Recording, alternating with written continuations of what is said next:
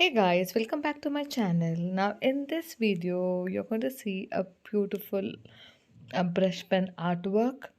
Now, here I have used different colors to create this abstract heart drawing.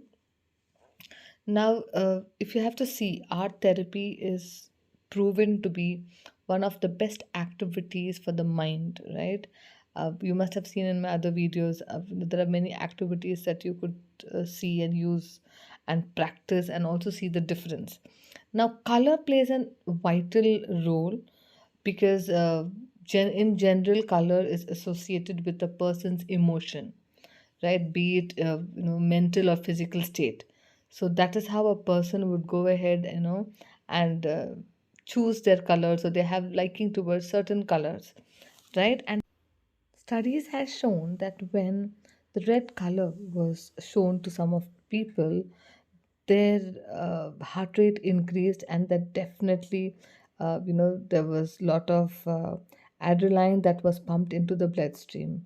So colors actually represent a lot of our emotion and state of mind, which we cannot express through language. So I hope you like this video, this art. Please go ahead and subscribe to my channel. Bye bye, take care.